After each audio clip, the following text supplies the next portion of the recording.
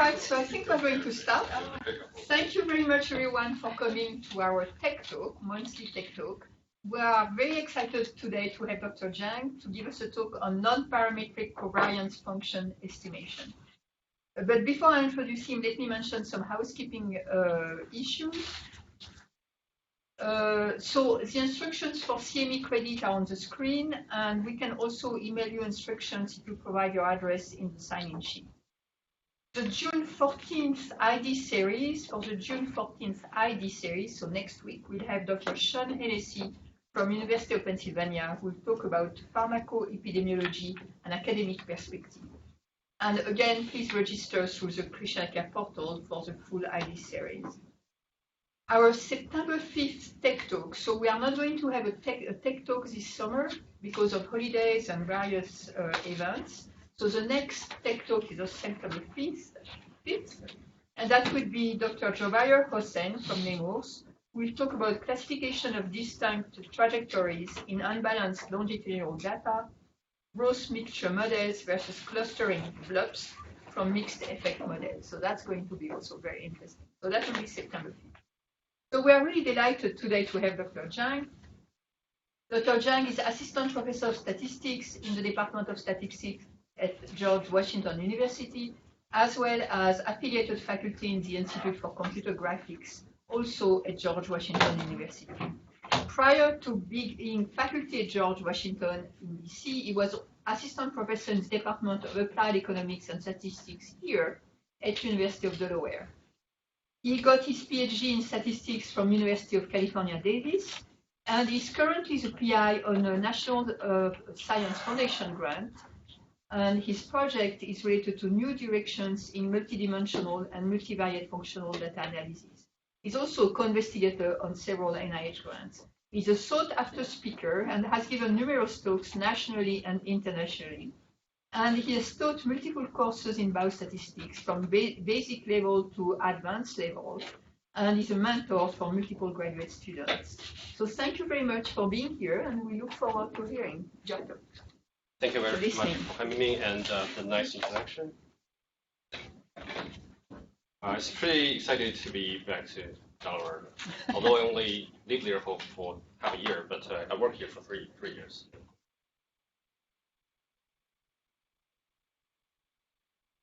All right. So today I'm going to talk about non-parametric covariance function estimation of functional data, and so this talk basically is based on two of my recent papers. One is with my PhD advisor, Professor Jamie Wang, and another work is a joint work with Dr. Raymond Wang. He's also he's a assistant professor of statistics in Texas A&M. Yeah, I was asked to include this one. So this is a roadmap to a talk. So first of all, I'll give you a background about what we mean by functional data and why we are interested in covariance function estimation. Then we'll talk about basically my two papers. The first one is about using local linear smoothing techniques to estimate the covariance function estimate. And I'm going to show you some appealing theoretical results. And so for this one, I'll be very brief. I'm going to point out some weakness of this method, then which motivates us to study the second method, the smoothing method based on in the framework of reproducing kernel Hilbert space. So that seems a buzzword, but actually that's more related to smoothing splines. For that one, I will talk a little bit more in detail, and including the symptomatic theory and real data analysis. Okay. So what data types we have been dealing with? So the simplest case would be the univariate data. So we collect data from a sample. We collect a sample of scalars from a bunch of people, for example. So here, why I used the example about UD students, because I was there. Okay. So probably in other occasions, I'll say GW students. Okay. So say their GPA, if I collect their GPAs, if they would like to reveal that to you, then that data set is univariate data. So that's very basic. We can do a bunch of things. Then sometimes we can collect more things simultaneously from the same subject. Then we may have multivariate data. So and of course this dimension of the data could be small, could be large. So traditionally, classically, we deal with the low-dimensional multivariate data. But right now, a lot of people are dealing with high-dimensional data. So when people talk about high-dimensional data, they're talking about high-dimensional multivariate data most of the time. Okay. For example, when we collect several things from the same student. Okay. Functional data, sometimes can be regarded as an extension of multivariate data to infinite dimensional. But actually, there are some key differences. In this example, if we talk about the stress level of the students over 4 years' time in UD, actually that's a continuous trajectory of their stress level. So although most of the time, due to the technological limitations, we cannot record the entire trajectory continuously. We have to do that discretely, but that doesn't mean that we should regard these discrete measurements independently, because actually they do have some coherent, continuity over there.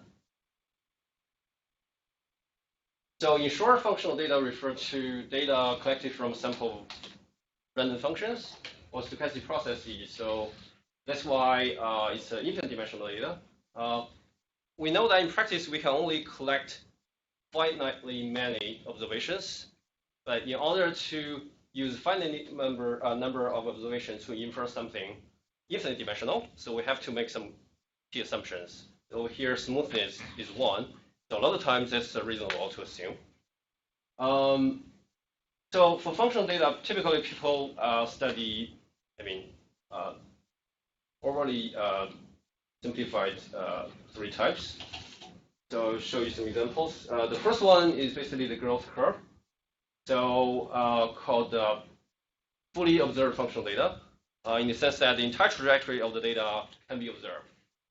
We know that that's not possible in practice. So that's why the data I show you over here actually is the processed data after we pre-smooth the height of each curve over the years. Okay. So although this type of data is cannot be directly collected, this theoretically has a purpose, because typically you cannot estimate anything more accurate than having this type of data.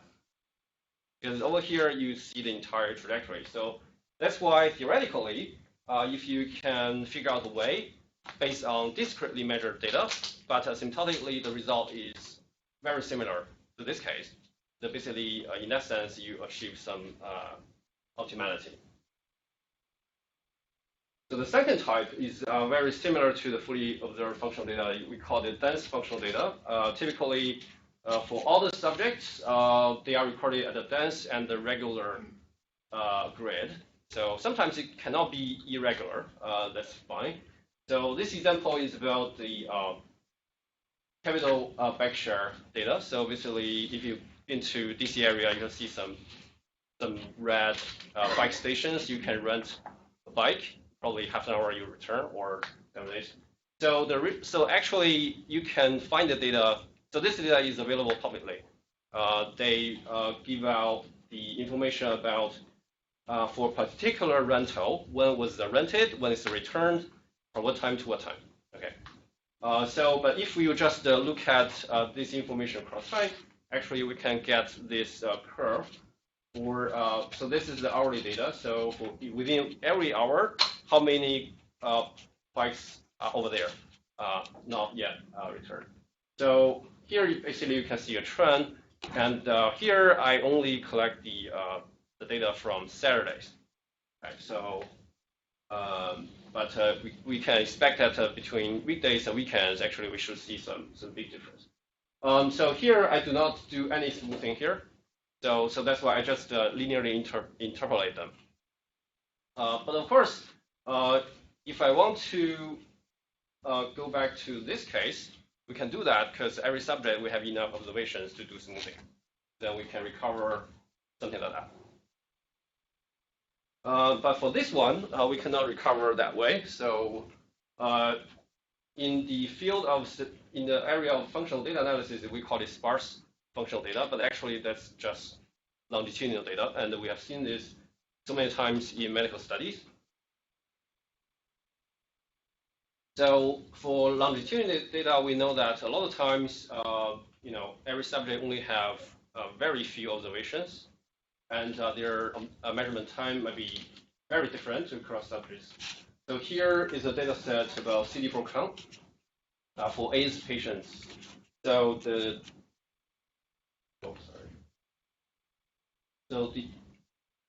the zero time represents the time when AIDS is tested positive, and we can see the CD4 count over here. So basically, since we have very few observations from our subject, it's impossible to recover the whole trajectory using only the data from that subject. So in that case, in order to do estimation, typically we have to borrow information across subjects. Yeah. The bike rental slide before this, what does each line represent? Sorry, the what? What does each line represent? That represents the number of bike rentals. Line is a day. Oh, each line is a day? Okay. Each line is a day, yes. Okay. Yes, sir. And so then the next slide is each line is an individual patient. Correct. Okay, yes. Thank you. So all the previous three examples actually belong to the first generation of functional data, where people typically are interested in the time dynamic features. But right now, people have collected more complex functional data. One representative example is brain images. Like people may collect the data from EEG or MRI. Then over there, not only may have like time dynamic features, we also have spatial features. So that poses a lot of challenges in terms of computation, theory, interpretation, like uncertainty measures, but also there's a lot of opportunities for statisticians and biostatisticians. Well, what people study I just use this word. FDA means functional data analysis, not Food and Drug Administration. They don't copyright that. That's a good thing. So what do we study? Actually, first of all, we study whatever we want to study for other data types. Like once we have a data set, we want to do some exploration. So like mean, covariance, derivatives. Of course, over here, and for univariate data, people also study some quantiles, for example, as a summary statistic. Although for functional data, that will be a little bit tricky. Then people may study some similar topics in multivariate data analysis, like principal component analysis and regression, classification, clustering. But right now, all the objects we have are functions. Say we want to classify functions, something like that. Of course, if we have a more complex data object, like the hierarchical structures, for example, if we go back to this example, if we collect the data from one station, then actually we can record the hourly rentals within a day. So that's 24 observations. But over days, we also have repeating measures. So that's kind of the hierarchical structure. A lot of people call it repeated functional data, or longitudinal functional data, or functional time series. Of course, if we have brain images, then we have to take into account the spatial temporal correlations, and people also study manifolds and trees, etc. These are some representative FDA packages. The first one is the R package. So all of them are publicly available. First one is called FDA. It's for very general FDA methods, and the second one is produced by developed by the SMART group in Hopkins. So that's under biostatistics department. It's called the refund. Most of the time, the packages include a lot of functions, and most of them about functional regression. The last one, basically, this is called the PACE. There's so this group actually that was my the group I was in. I was a student over there. So they originally have a MATLAB package. They include a lot of FDE methods. Then they are transferring this to R. But they are still doing that. Okay. Covariance function estimation is very fundamental in FDA, so that's not surprising because for whatever data set we collect, we first look at what's the average level, so that's the mean. Then we talk about what's the variability, so that's covariance. And also in a lot of advanced methods like principal component or regression, covariance also plays a role. So that's why we may want to study covariance function first before we can move on to have appealing results in other methods. Here I introduce some notations. So suppose we have a stochastic process X, and X is defined on a, say, contact domain. Typically, people assume that's a 0, 1 domain. And the mean function is denoted with mu0. Actually, that's also essential. So that's also essential. That's also involved in covariance function estimation, but we consider here as the nuisance parameter. Okay, but our main focus is the covariance function. So basically, it's defined as this. So for every pair of time, S and T, and then X of S and X of T basically become, when they are evaluated at these time points, they become random variable. Then we can take their covariance. Okay. So that's why the covariance function is a function over a pair of time points. And typically, the simile setting is that we collect ID samples, and they have the ID samples. And but in practice, we cannot observe the trajectory entirely. So we may only collect some discrete measurements at Tij from the I subject. And in addition to that, we may also have some noise in the data. So eventually, what we observe are those Tij, that's the time points, and also the noisy response, Yij. So here I want to, something we need to keep in mind that across subjects, all the observations are independent, but within subject, they are correlated. So that's similar to longitudinal data. So our goal is how to use these observations to estimate the covariance function. Since we are dealing with, theoretically, infinite dimensional data, so typically people would like to use nonparametric methods in this area. So here are some useful methods, including B-spline, penalized splines, local polynomial smoothing, and smoothing splines. So those two highlight papers basically the work this talk is based on. Okay. Sampling plans. So sampling plans basically means how densely the measurements are taken within each subject. So if we have a very dense data, like the bike rental data, so theoretically people assume that the number of observations is higher than the sample size to some extent. Then we can do smoothing. Okay, we believe that we have enough observation from the same subject. Then once we do the smoothing, we can pretend that we have the fully observed data. Okay, that's the recovered stochastic process. Then in order to calculate the sample covariance, we just do the sample. In order to estimate the covariance function, we just do the sample covariance. Right. So the theoretical properties can be guaranteed by law of large number and sample limit theorem. assuming that the first step is very accurate. Okay.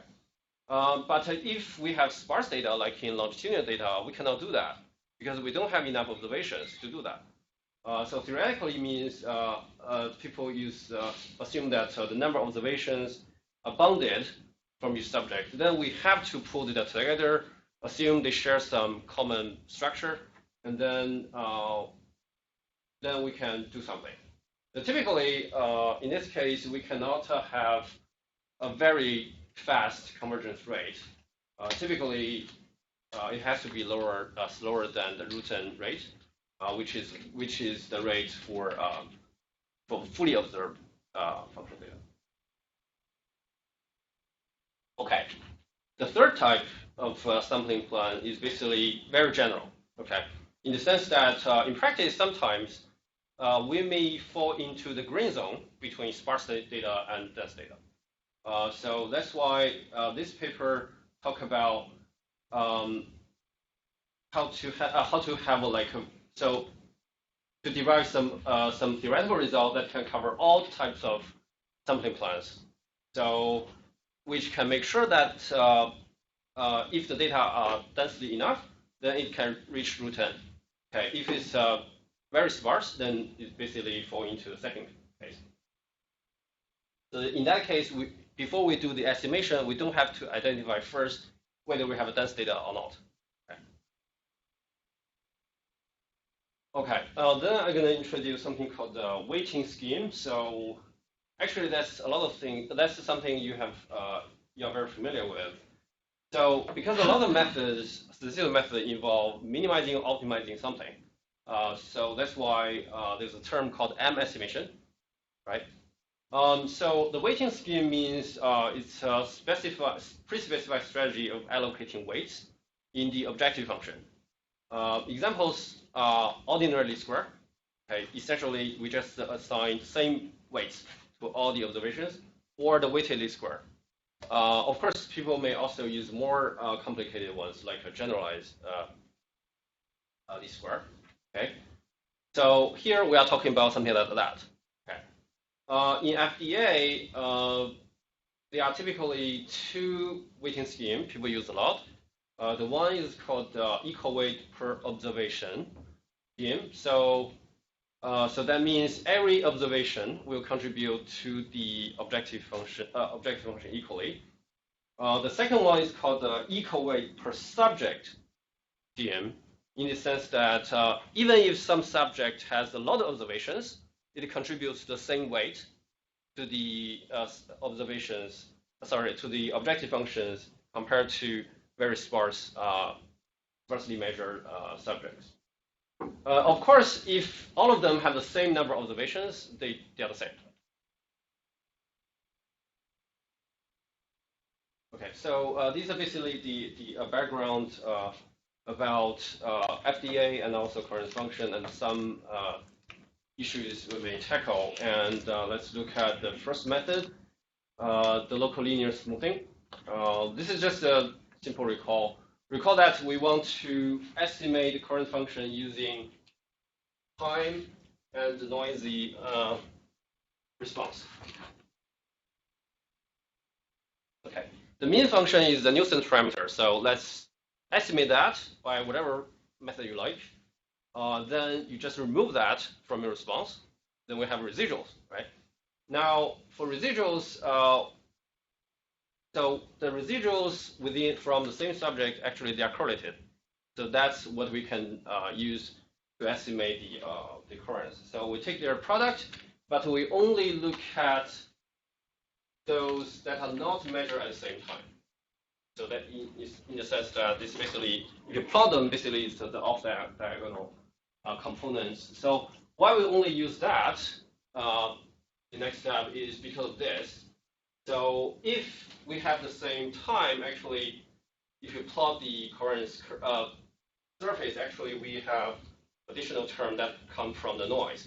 So essentially it's more like a ridge. So it's like a smooth surface. Now at the diagonal you have a higher part. Okay. But I don't want that part to get involved because that's not smooth. Okay. So we just use these off-diagonal elements and to do the local linear smoothing in the sense that we just fit a linear function. And over here is a bivariate linear function. And how to define locality, we use the bandwidth h. So only the observation within this bandwidth will be used in the estimation. And of course, we want to make sure that if an observation is closer to the time pair I'm interested in, then I give a larger weight. So this is how the kernel function kicks in. Okay. So that's the classical way of doing local linear smoothing. But here we mentioned that we may want to take into account the weighting scheme. So that's why we do have this very general weight VI here. So VI only makes sure that one thing that if you sum up all the weights is 1. Okay, that's for normalization purposes. And if we choose to use the equal weight per observations, okay, sorry, we use OBS, then we can assign VI like this. So everybody has the same weight. Then if we use equal weight per subject, then it's a different weight. And then over here, it's very obvious. If all the MI are the same, actually these two numbers are the same. So we don't have to distinguish them.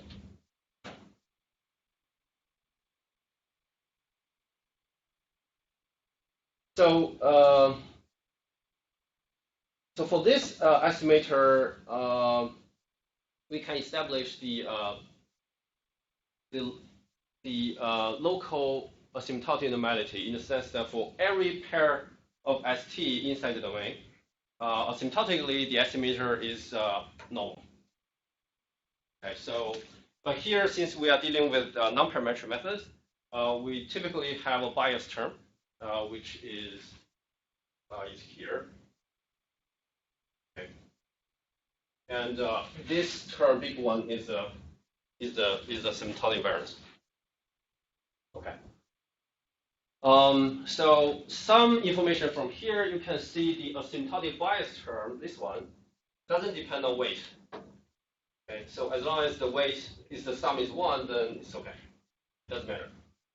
But the weight will affect the asymptotic variance. Okay. So that means choosing different weight may affect the efficiency of the method. Okay.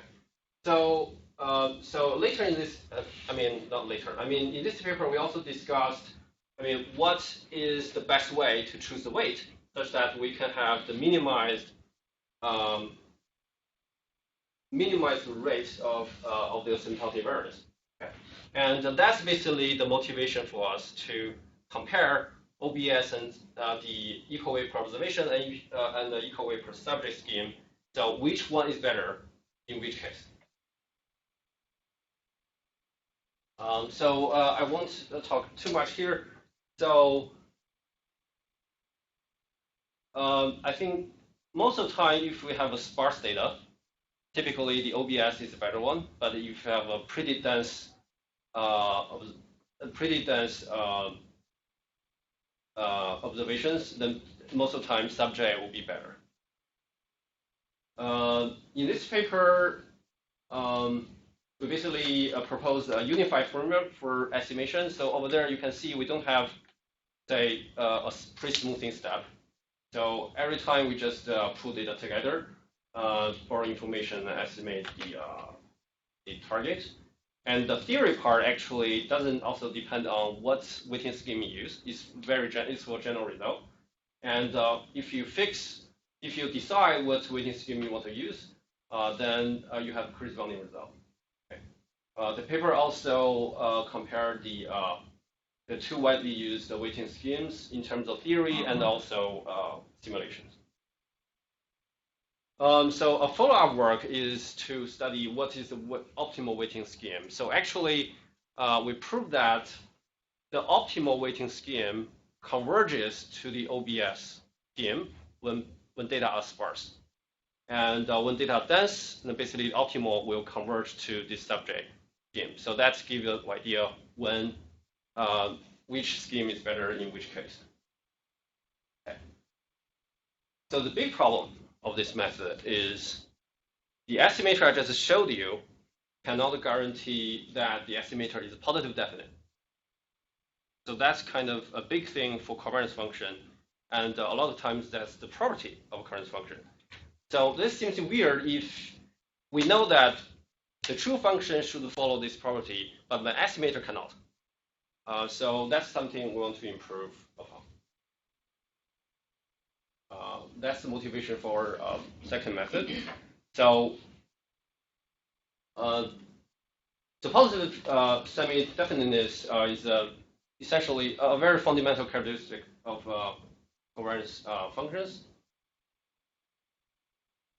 And if you want to do some subsequent analysis based on covariance function estimates, a lot of times you need that property too.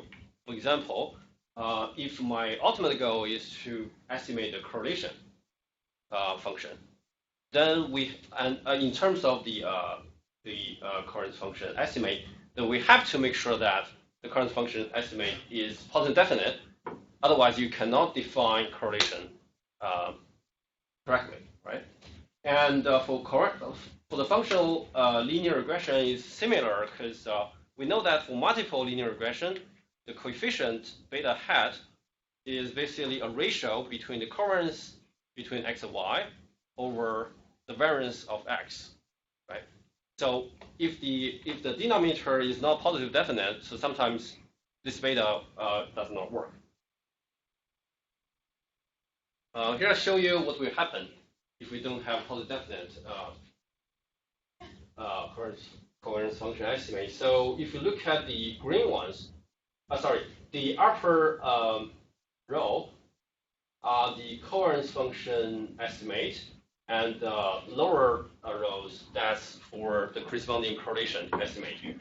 And the green ones respect and guarantees that the estimator is positive definite, but the red one does not. Okay, so you can see since the red one does not respect the positive definiteness, then if we calculate the correlation based on that, a lot of things will blow up to larger than 1. Okay, so this one is kind of a coincidence that the range of the correlation is between 0 and 1, and not a negative 1 to 1. So that's based on a data set. So basically, all the correlations are positive. So if you compare these correlations, I don't think this one is a reasonable one. So since we have to cut off some parts. The second property is low rank in the sense of spectral decomposition. So remember when we have the multivariate covariance function, covariance matrix, then we can do spectral decomposition or principal component analysis. And then over there, you can define the rank. Okay. So at maximum, it should be the same as your sample size. But of course, most of the time, in order to do some explorations, we don't need too many. Okay. A lot of times, 1, 2, and up to 4, it should be fine. Okay. So that's, and when we have a huge data set, that will be very useful to reduce dimension and also to reduce the storage we need to allocate to store this information. So that's why a low rank is also something we're interested in. So hopefully we can figure out a way to estimate, to get a covariance function estimator, which is automatically positive definite, and also hopefully, if possible, make it of low rank.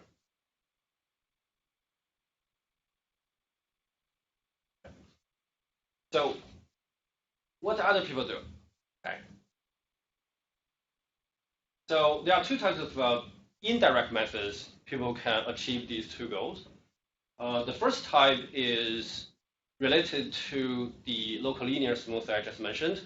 So people may find a local linear smoother, okay, but that one cannot guarantee that it is positive definite. So what do we do? We just do a spectral decomposition anyway. And once we do that, some eigenvalues are positive, some are negative. Okay. Now we just truncate those negative ones out.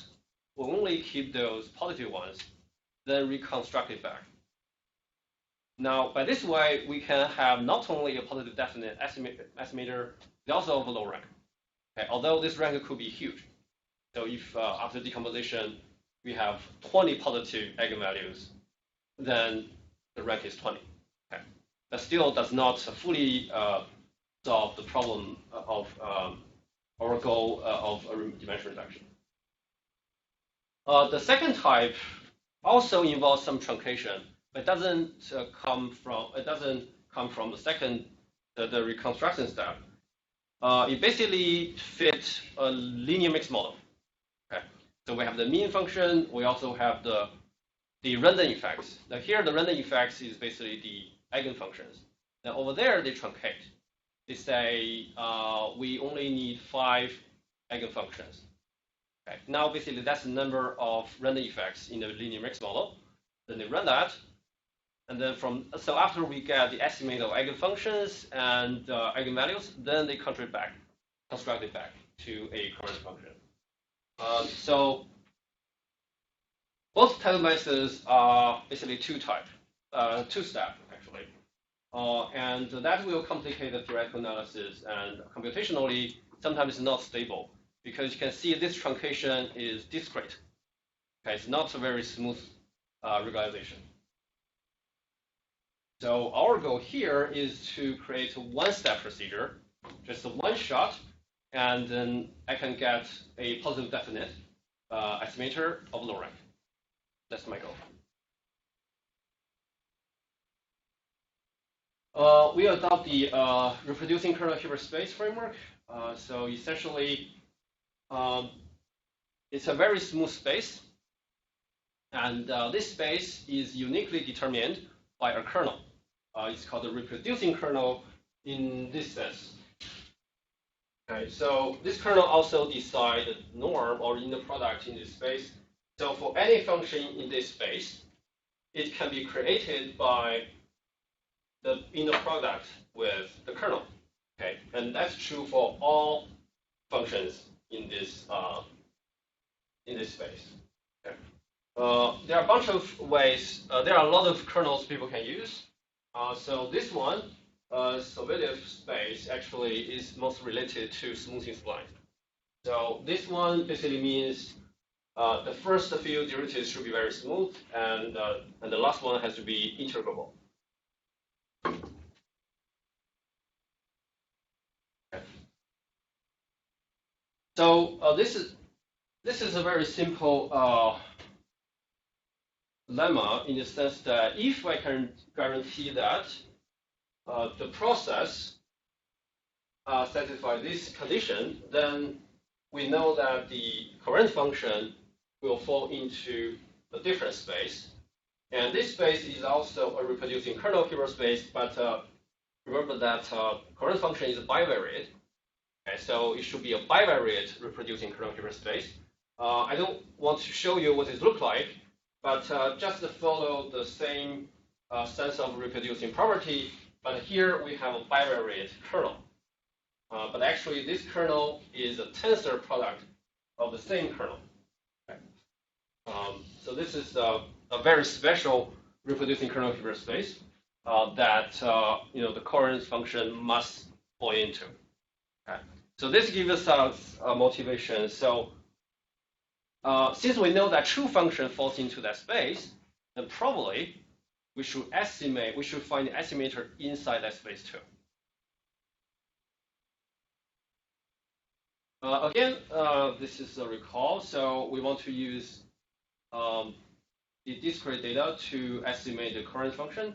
And here, I don't want the weighting scheme to get involved, so assume all the NI are the same. Okay. Although the estimation procedure, that's not affected, or theory. Within this space, tensor product reproducing kernel Hilbert space for the current function, we can look at the subspace such that all the functions are symmetric. That's also another property of a current function. And if it's symmetric, then we can do a special decomposition. And then from there, we can define its eigenvalues. Suppose their eigenvalues are denoted by tau1, tau2 in decreasing order. Okay. Furthermore, in order to guarantee that our estimator is positive definite, we look at an even smaller subspace, such that in this space, all the functions are symmetric and also positive definite. Okay. So that's basically the playground we want to use in order to get our estimate. Okay. So this space, just keep in mind that this space is include all the functions inside this tensor product space, such that they are both symmetric and positive definite. Okay. Now, if I search for the best function inside that space that can minimize this penalized objective function, then I can automatically guarantee that estimator is positive definite and symmetric, right? Because we only consider the functions in that space as candidates.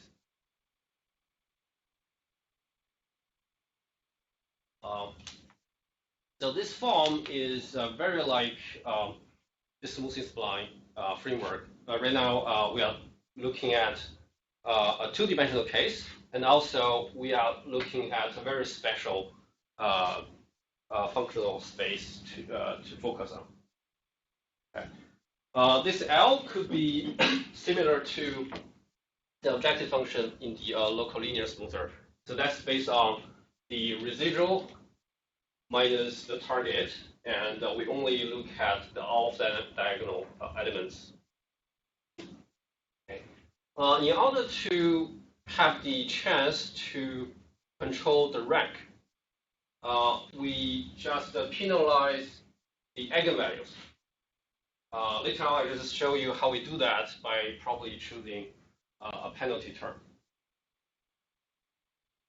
So here are two examples of the penalty terms. The first one is we look at the eigenvalues and we take their square, sum them up.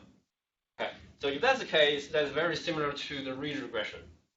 So it's like an L2 penalty.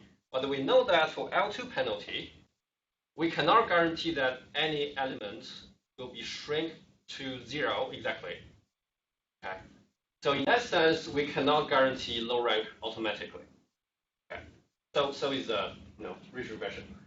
But if we use the trace norm regularization, so that will be similar to L1 penalty, like the lasso, right? Then over there, we can shrink some eigenvalues to 0 exactly. So since some are 0, the remainings will form a low rank estimate. Okay. But the difficulty is here that since we use L1 penalty, the objective function is no longer differentiable. Okay. That's also the same. That's also the case for in the computational issue in the lasso. Okay. Okay. Well, here we talk about representer theorem. So if we don't have this, think about what task we have. We want to minimize something over an infinite dimensional space. Okay. And we have infinite dimensional candidates inside this space. Okay.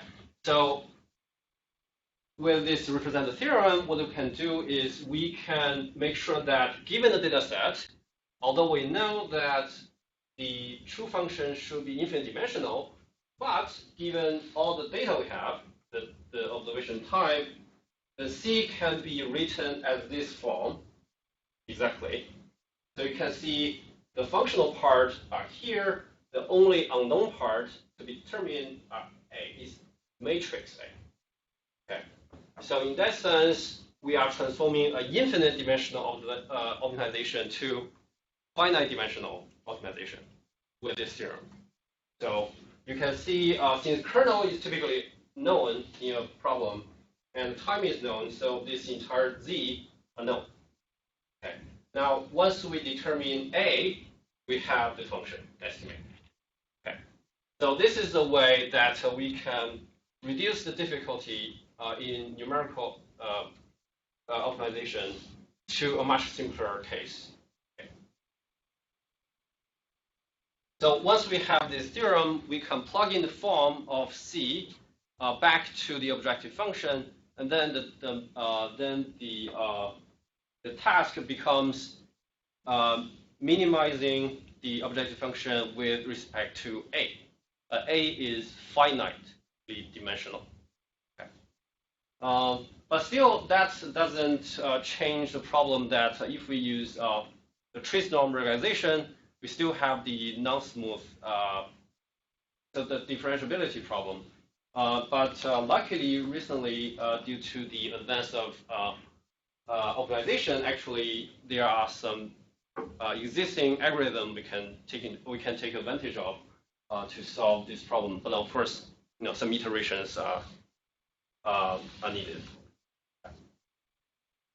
So another byproduct is that with the representative theorem over there, we can mathematically derive the form of the eigenfunctions and the eigenvalues.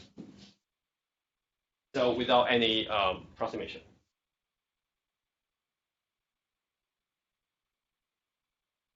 Asymptotically,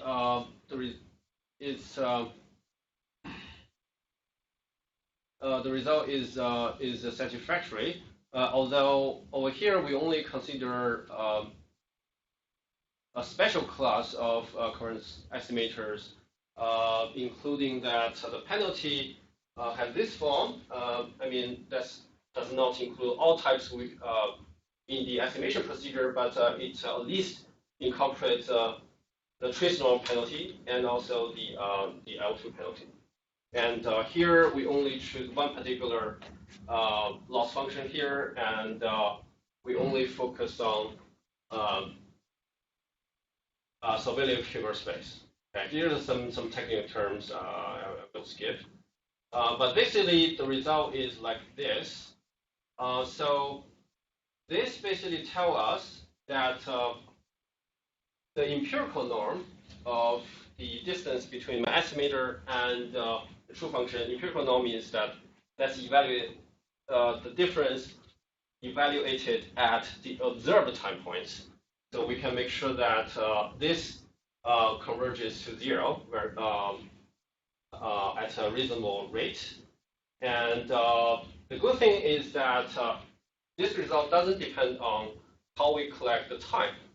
So it could be fixed design, random design. It could also be dependent design. So the second time depends on my first time point. It could be like that. But that result is not optimal in the sense that because over here the current function belongs to a tensor product Hilbert space, not the typical bivariate Hilbert space. So in that sense, that's not optimal. But we can improve that a bit if our functions are periodic, like sine, cosine stuff. Then we can essentially just achieve more or less a one-dimensional rate, although we have a two-dimensional target. And we can do that because the tensor product Hilbert space we have. Yeah, I think I can quickly go over the real data analysis. This is data that is also public from the, I think it's UC Irvine Machine Learning Repository. So, just pick a subset of that. So the data set is like near the Los Angeles Dodgers baseball stadium. There's an on-ramp to a highway. Then over there, they just have a sensor to count how many vehicles are passing that. So because it's on-ramp location, basically the sensor can detect some unusual traffic from the stadium to the highway, right? That will be interesting to us because we're interested in the traffic after the Dodgers game. Okay. So here Of course, the regional data also includes some non-game days, but here we are only interested in game days. So we select 78 games in this period of time, and we just focus on the time between 30 minutes before the end of the game and also 2 hours after. Okay. So the sensor will give us the vehicle count every 5 minutes. So we have 31 measurements. It's pretty dense. I can see this is it's pretty dense, but very noisy. Okay, you can see this is the linearly interpolated the data, and this is the mean function. Okay, so the mean function basically tells us after 20 minutes after the end of the game, we have the peak of the traffic. So that makes sense. So after a game, people need some time to go to their cars and leave, right? So 20 minutes about that distance. Okay. But that's the mean function. That's not what we're interested in this talk. Let's look at the covariance. But actually, once we get the covariance, we are more interested in the correlation here. So that's why we have to make sure that the covariance function estimate is positive definite. Okay. And here we also impose the trace-normal penalty so that actually the performance is much better. This is what the correlation looks like. This is a contour plot. So this is the time and time from -30 to 100. And over here, the color is a little bit different here. If it's very close to white, it's 1. And if it's a dark red, it's close to 0. Okay. So something interesting is here. So if you look at 0 time here, and look at the correlation with other time points, so we can look at this vertical line here. So 0 versus 0, so that should be 1. And what about 30? So that's about 0.8. And if I go on, even if I see 100 minutes after a game, we still have 0.7 correlation. Okay, so keep in mind that 0 is end of game. So that means most of the time people have not left. Okay, so they're still, most of the time they're still in the stadium. So that means this high correlation tells us the more people leave earlier than the usual peak, so that's 0, right? 0. If you're already at the ramp at 0 time, that means you left probably 20 minutes before the end of the game, right? So the more people leave earlier than the usual peak, the more people leave after. Okay. If we study more, look at the eigenfunctions. So this bold line represents the first eigenfunction, which explains 80%, more than 80% of the variation. So that's the primary component for the variability. Now you can see it's all positive, and we have 2 small peaks. One is 0, the other is about 40, 50, I think. Okay, so that means so remember for the regional data that equals the mean plus the random effects, for example. Then that's basically the first principal component score times the first eigenfunction, right? So that means, and we know the first eigenfunction is all positive. That means if the principal component is a positive, then we will have a positive addition to the mean. Then we should have a higher traffic around 0 and higher after of around 50, right? Okay, so this is basically what I talk about. So that means if someone chooses to leave shortly after the game or even earlier, then some others will take longer than usual to leave. So that's what this can tell us. Then when this will happen? Okay. Attendance. I think a lot of you have to think about this. So if for this game it's very popular, there are so many people, and some people may choose to leave earlier, okay, to avoid traffic, and some may choose, okay, let's wait. let's wait. Most of the people have left, then we'll leave, right? So we look at their correlation. So it's about 0.6. It's not super strong, but it's strong enough. Actually, in this data set, we also look at the score difference. So I talked to some baseball fans. They say it's typical that even if the home team have a chance to win, then people will stay, no matter how many people there. But we check that it's not significant. Okay, people may check their score, on their home. So that's probably the attendance is probably the most important reason why people may follow this pattern. Of course, we don't have other information, so probably this may not be the only reason. Very quick summary for the second method. So it's a covariance function estimation approach in terms of vector regularization of a reproducing kernel Hilbert space operator, and it's one shot. It's a one-step procedure, and we can make sure that the estimator is automatically positive definite. And if we just choose the regularization carefully, we can make sure that we also have low rank.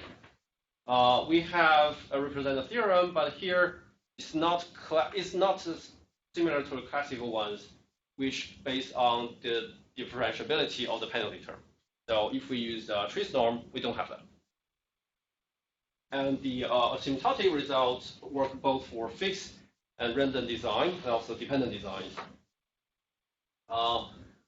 More in this paper. So some details of algorithm. So once we have the representative theorem, there's still some numerical optimization we need to do. So the paper has that. And also, we compare our method with other existing methods in the literature because it's not a new topic. So there are quite a few methods out there. And our method, most of the time, if we have the trace norm regularization, the estimator, our approach is the best. If we, in terms of estimation accuracy and rank reduction, and also computational stability. So some methods work if they converge, okay, numerically, but sometimes they may not. I think that's all, and here are some references. Yeah, these two are the papers in the local linear smoother part, and that one is for the second one. All right, thank you very much.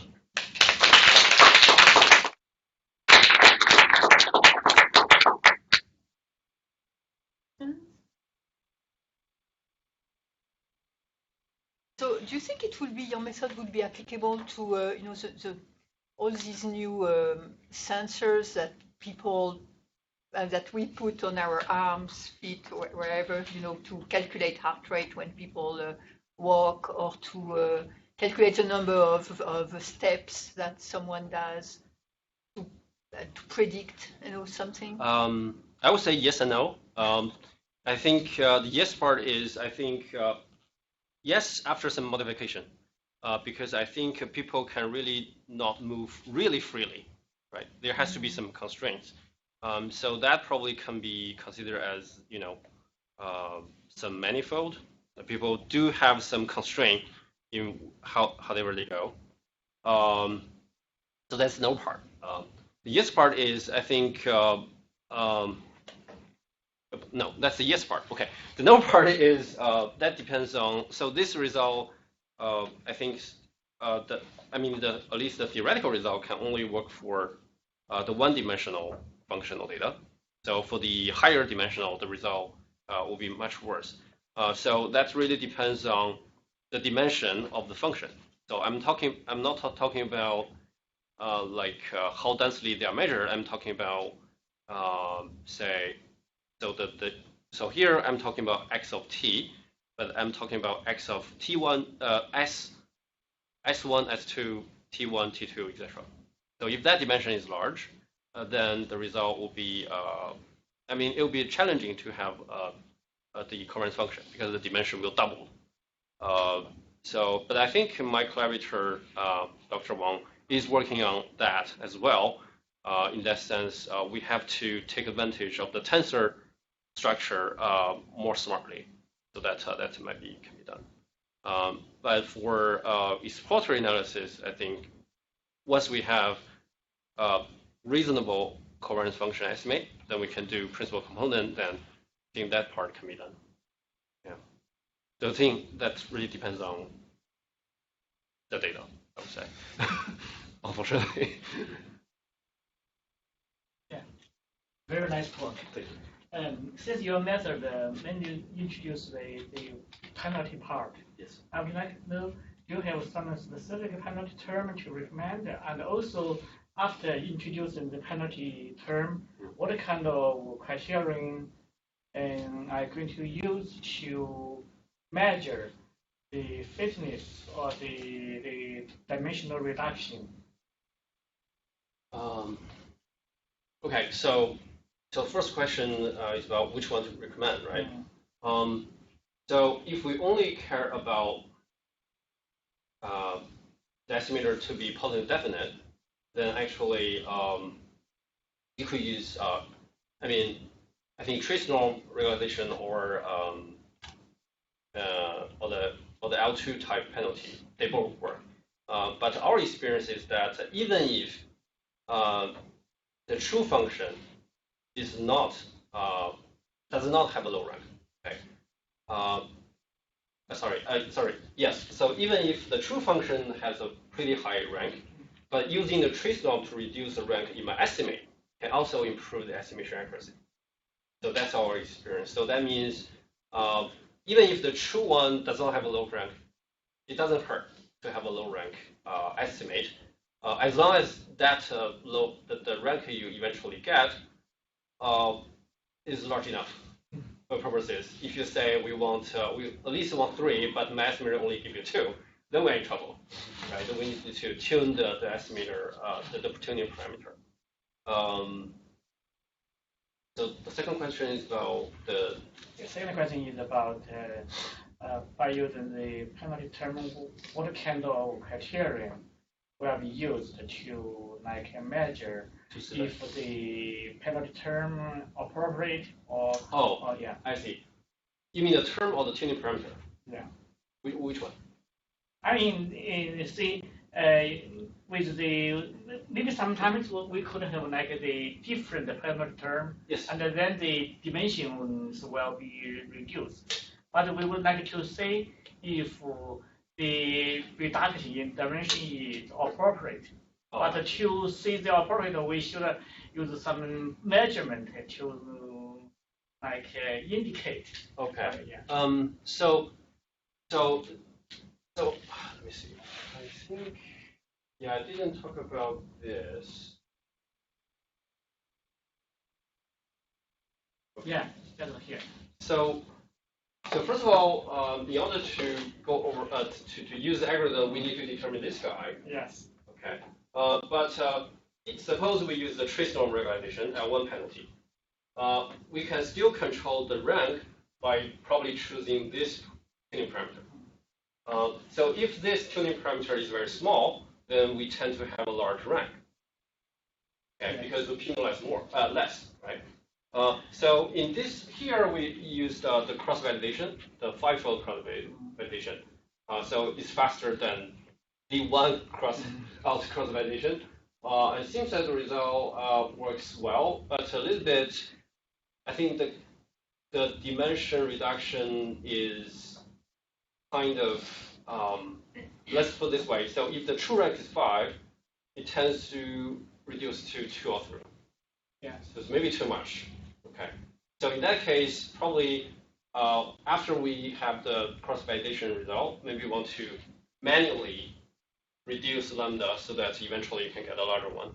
Yeah, this is a very good example you just mentioned like that. Yeah, suppose the true rank is 5. Yeah. We have a different way to reduce to rank 2 or rank 3. Yes. But when I would like to know which deduction is more appropriate, 2 or 3. So we should use like, in other words, we should use like AIC or BIC as criterion to see which one is more appropriate. But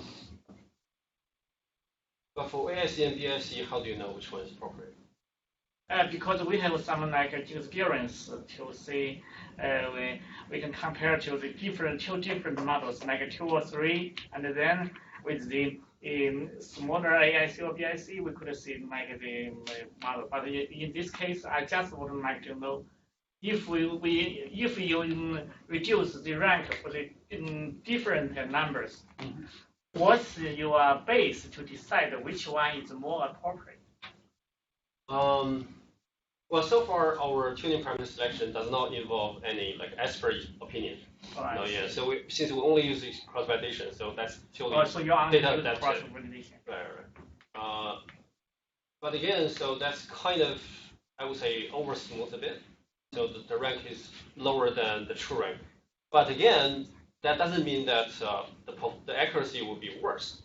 Okay, probably even if the true function has rank 10, probably the rank, I mean the 6th to the 10th rank, they are not very informative in terms of estimation accuracy.